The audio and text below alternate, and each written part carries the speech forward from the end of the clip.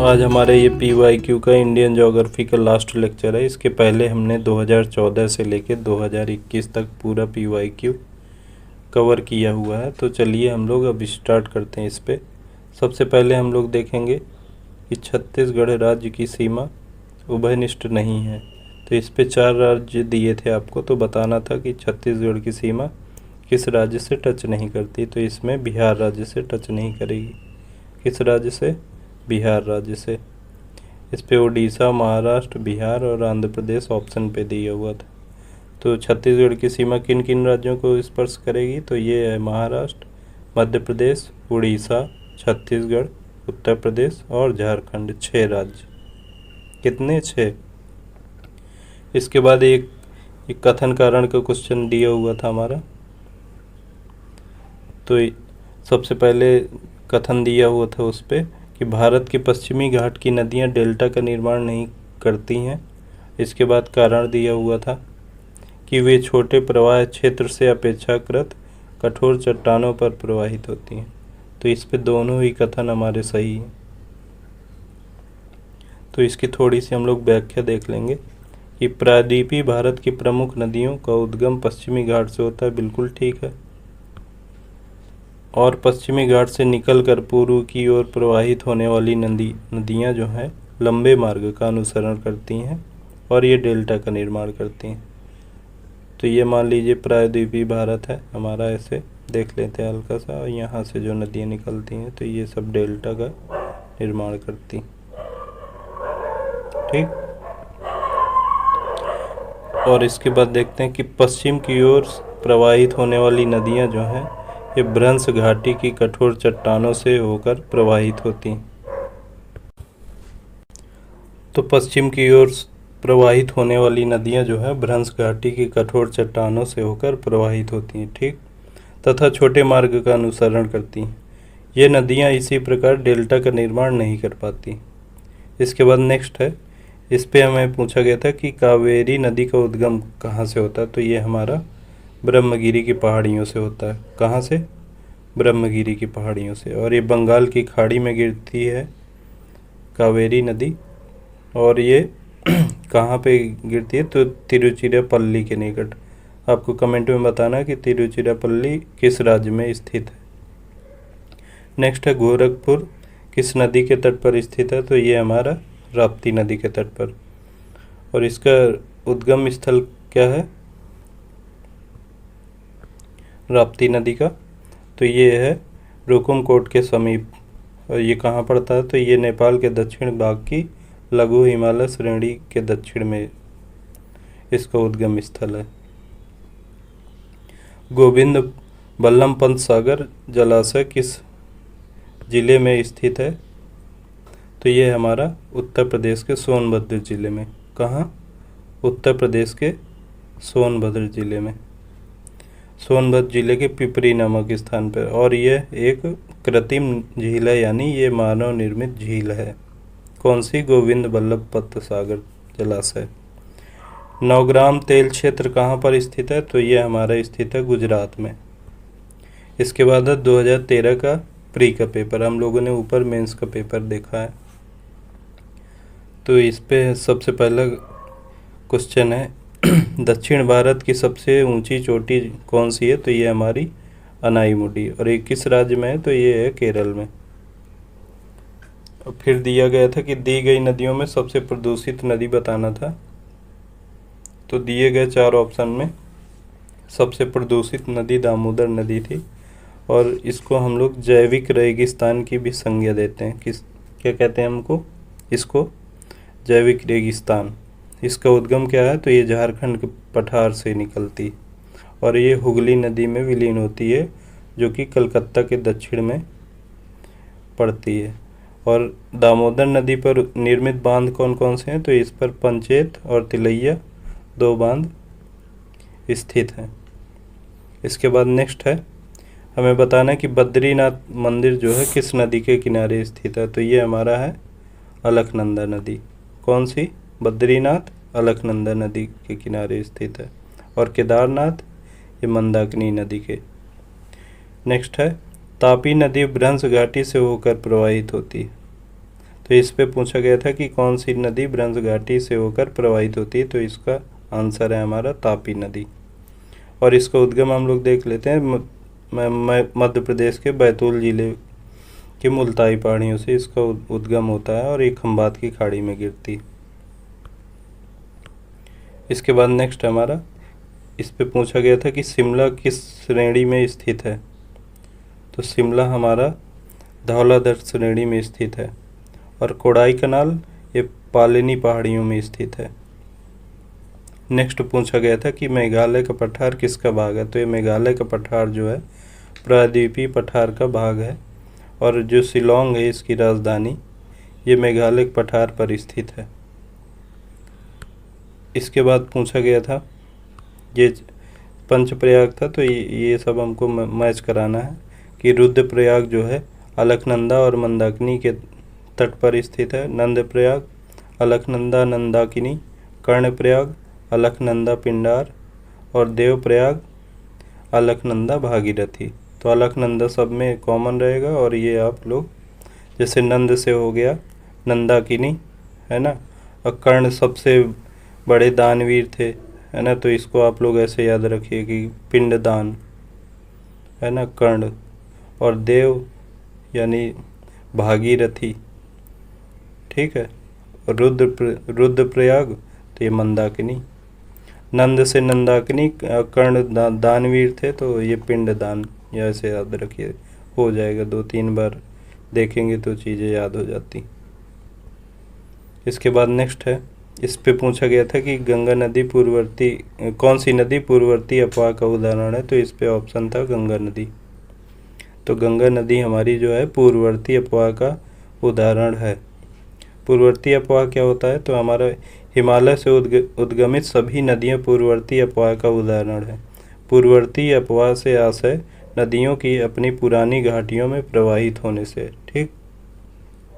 इसके बाद हम लोग नेक्स्ट देख लेते हैं कि इस पे ग्लेशियर दिए हुए थे, तो इसमें पूछा था कि दिए गए ऑप्शन में कौन सा सबसे बड़ा ग्लेशियर है, तो इस पे सियाचिन दिया हुआ था। तो सियाचिन के हिसाब से, ऑप्शन के हिसाब से सियाचिन ही था। तो सियाचिन हिमनद जो है ध्रुवीय क्षेत्र के बाहर विश्व का दूसरा सबसे लंबा अल्पाइन हिमनद है। और जो हिमालय हिमनद है ये काराकोरम क्षेत्र का सबसे लंबा हिमनद है। सियाचिन की स्थिति क्या है, तो ये हमारा पूर्वी काराकोरम दर्रे में हिमालय पर्वत पर स्थित है सियाचिन हिमनद। नेक्स्ट है इस पे पूछा गया था कौन सी नदी अपने मार्ग परिवर्तन के लिए कुख्यात है, तो ये था हमारा कोसी नदी। और कोसी नदी को हम लोग बिहार का शोक भी कहते हैं। नेक्स्ट, लेह सिंधु नदी के दाहिने तट पर स्थित है।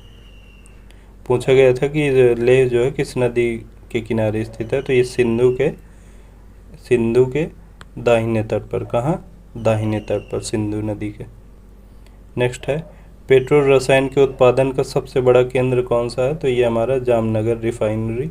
और इसकी स्थापना कब हुई थी, तो ये हुई थी हमारी 14 जुलाई 1999 को।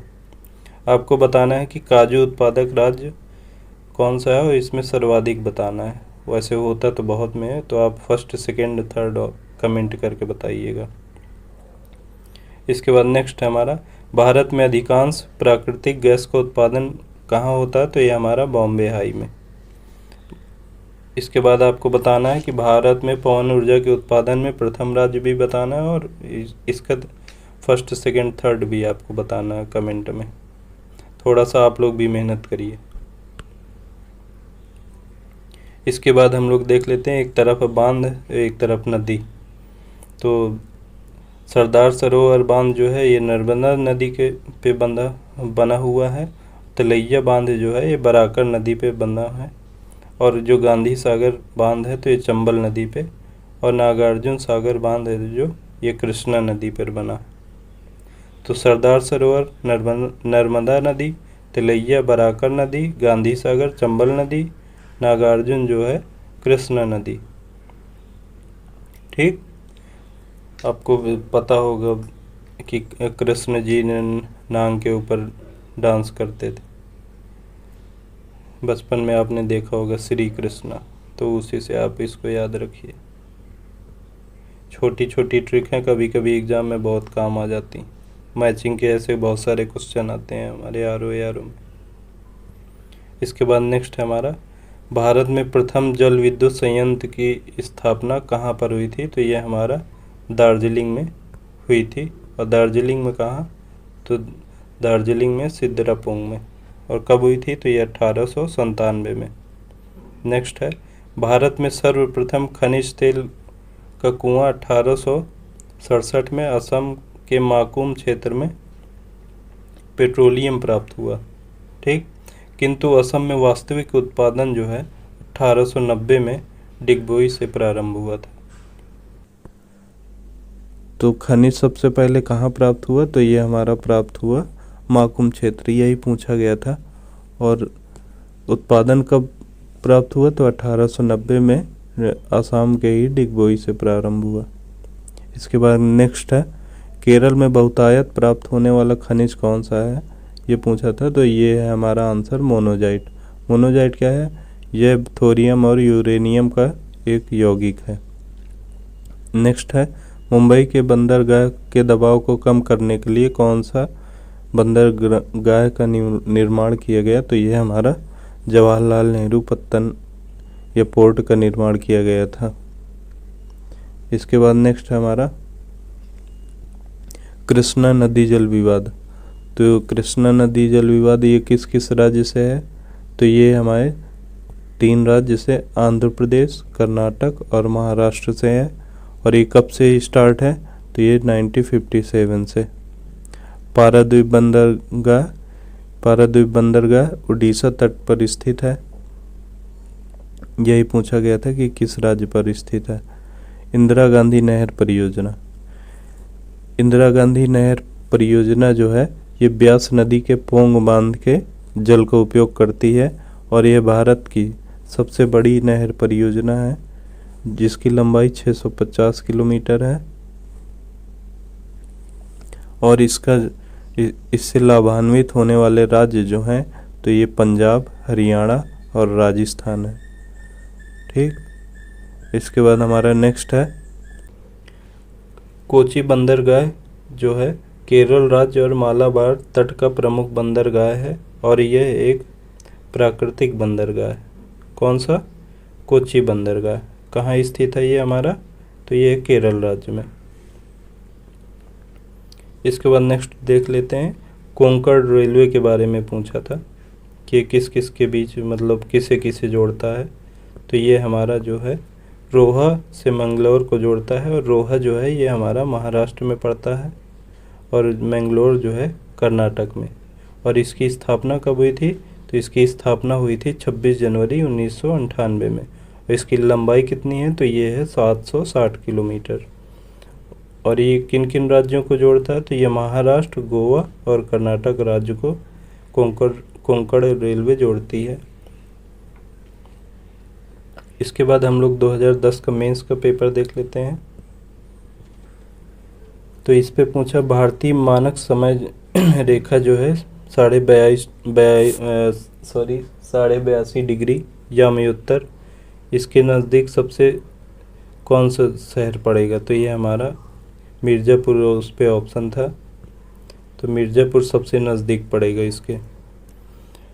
नेक्स्ट है हमारा, एक तरफ है लौह अयस्क क्षेत्र और उससे संबंधित राज्य। तो बादाम पहाड़ जो है ये हमारे उड़ीसा राज्य में स्थित है। और डल्ली राजहरा ये छत्तीसगढ़ में स्थित है। ये सब लौह अयस्क की साइटें हैं। और कुद्रेमुख ये हमारी कर्नाटक में। और नोवा मुंडी ये हमारी झारखंड में। नोवा मुंडी याद रखिएगा, कहाँ? झारखंड में। इसके बाद नेक्स्ट है कि आंध्र प्रदेश का बंदरगाह नगर कौन सा है? तो ये है हमारा काकीनाडा। 2010 का ही हम लोग प्री का पेपर अब देखेंगे। ये मेंस का हमारा पेपर था। एक तरफ है दर्रे, एक तरफ है संबंधित राज्य। तो क्या है, नाथुला दर्रा जो है ये सिक्किम में स्थित है। लिपुलेख उत्तराखंड में, रोहतांग दर्रा हिमाचल प्रदेश में, पालघाट दर्रा केरल में। जब आप लोग पूरा पढ़ लोगे PYQ क्वेश्चन तब आपको समझ में आएगा कि ये कितने इम्पोर्टेंट। नेक्स्ट हम लोग देखते हैं, शिवालिक श्रेणी हिमालय की सबसे नवीन पर्वत श्रेणी है। इसकी उत्पत्ति जो है प्लायोसीन अर्थात सेनोजोइक युग में हुई थी, और यह इसको जो है शिवालिक श्रेणी को हम लोग वाह हिमालय भी कहते हैं। और इसका जो विस्तार है, विस्तार हमारा दक्षिण में धौलाधर से उत्तर में कांगड़ा तक है। कहाँ तक है? तो धौलाधर से उत्तर में कांगड़ा तक, और इसको हम लोग वाह हिमालय भी कहते हैं। और उत्पत्ति जो है प्लायोसीन अर्थात सेनोजोइक युग में हुई थी, और ये हिमालय की सबसे नवीन पर्वत श्रेणी है। कौन सी? शिवालिक पर्वत श्रेणी। अधिपादप क्या है? अधिपादप मुख्यतः विषुवतीय वनों में पाए जाते हैं, और ये वे पौधे होते हैं जो दूसरे जीवित पौधों पर उगे या लगे रहते हैं। ये अपना भोजन स्वयं बनाते हैं क्योंकि इनमें क्लोरोफिल पाया जाता है। ठीक, ये सिर्फ पोषक तत्वों पर यांत्रिक अवलंब के लिए निर्भर रहते हैं। इन्हें वायवीय पादप भी कहा जाता है क्योंकि इनके जड़ें जो है मृदा से लगी नहीं रहती। यह मुख्यतः वनस्पति वनों में पाए जाते हैं। कहाँ पाए जाते हैं? यही पूछा था इसने, अधिपादप कहाँ पाए जाते हैं? तो ये विषुवतीय वनों में पाए जाते हैं। इसके बाद नेक्स्ट है, सूची 1 से सूची 2 को मिलान करना है। तो जूट है एक तरफ, तो जूट हमारा सबसे सर्वाधिक पश्चिम बंगाल में, चाय असम में, रबर जो है केरल में, और गन्ना के लिए हमारा उत्तर प्रदेश। एक फसली कृषि व्यापारिक अन्य कृषि की विशेषता होती है। तो व्यापारिक अन्य कृषि की विशेषता क्या होती है? एक फसली कृषि। सूची 1 से सूची 2 को मिलाना है हमको। तो हीरा ये कार्बन का अपर रूप है, संगमरमर ये कैल्शियम से बनता है, और रेत में जो है सिलिकॉन पाया जाता है, और माणिक यानी इसको शायद रूबी भी कहते हैं, देख लीजिएगा। तो माणिक एल्यूमिनियम। इसके बाद नेक्स्ट हमारा कोयला उत्पादक क्षेत्र है और खदान है। तो दामोदर घाटी इसकी खदान कौन सी है? तो ये है बराकर। सोन घाटी हमारा उमरिया। गोदावरी घाटी ये है सिंगरेनी। महानदी घाटी तो ये है तालचेर। अब 2010 का हम लोग मेंस का पेपर देखेंगे। तो इस पर सबसे पहले 10 डिग्री चैनल अलग करता है किसको? ये अंडमान और निकोबार को। 9 डिग्री ये करता है मिनिकॉय और लक्षद्वीप को। किसे? मिनिकॉय और लक्षद्वीप। और 8 डिग्री किसे करता है? तो ये हमारा मालदीव और मिनिकॉय। तो ये अंडमान निकोबार 10 डिग्री, 9 डिग्री मिनिकॉय लक्षद्वीप, और 8 डिग्री मालदीव और मिनिकॉय। प्रायद्वीपीय भारत प्लीस्टोसीन हिमयुग में हिमानीकृत हुआ था। तो यानी पूछा था कि प्रायद्वीपीय भारत कब हिमानीकृत हुआ? तो ये प्लीस्टोसीन युग में, हिमयुग में। नेक्स्ट है, एक तरफ है झील, एक तरफ है उससे संबंधित राज्य। तो सबसे पहले लोनार जो है ये महाराष्ट्र में स्थित है। नक्की जो है राजस्थान में स्थित है। कोलेरू जो है ये हमारा आंध्र प्रदेश में। पुलिकट ये भी हमारी आंध्र प्रदेश में। एक तरफ है हमारा कोयला क्षेत्र और संबंधित राज्य। तो करणपुरा साइट कहाँ है? तो ये हमारी है झारखंड राज्य में। सिंगरेनी आंध्र प्रदेश में है ना, वर्तमान में तेलंगाना। नेवेली ये हमारी तमिलनाडु में। कोरबा जो है छत्तीसगढ़ में। नेक्स्ट है हमारा, एक तरफ है तेल शोधक कारखाना और राज्य। तो इसको मैंने ऐसे ही नहीं, मतलब ऐसे ही लिख दिया है। आपको ये मैचिंग में कमेंट में बताना है कि नुमालीगढ़ जो तेल शोधन कारखाना है तो ये किस राज्य में है। तो ये वैसे ही है, इसकी मैचिंग आप कमेंट बॉक्स में बताइएगा इसका आंसर। अब 2010 का एक पेपर और हुआ था, स्पेशल हुआ था, तो इसको देख लेते हैं हम लोग। प्रीलिम्स का ही है। कृष्णा नदी की सहायक नदी अब पूछा था इसने, तो कृष्णा नदी की सहायक नदी कौन कौन सी है? तो ये हमारी कोयना, वर्णा, पंचगंगा, दूधगंगा, घाट प्रभा, मालप्रभा, भीमा, तुंगभद्रा और मूसी। कौन कौन सी हो गई?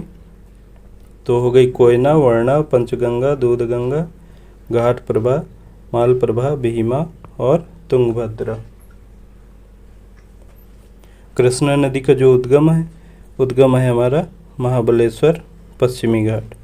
ये प्रायद्वीपीय भारत की दूसरी सबसे बड़ी नदी है, तो आपको पहली बताना है।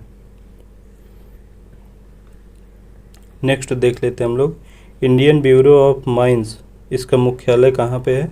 तो इसका मुख्यालय हमारा नागपुर में। इसकी स्थापना कब हुई? तो इसकी स्थापना हुई 1 मार्च 1948 में। अब सूची 1 को सूची 2 से मिलाना है। तो ये है उकाई, ये हमारा गुजरात, पतरातू ये झारखंड, पेंच ये मध्य प्रदेश, डाबोल ये महाराष्ट्र। इसके बाद हम लोग नेक्स्ट देखेंगे, सॉरी अब तो मतलब कंप्लीट हो गया पूरा।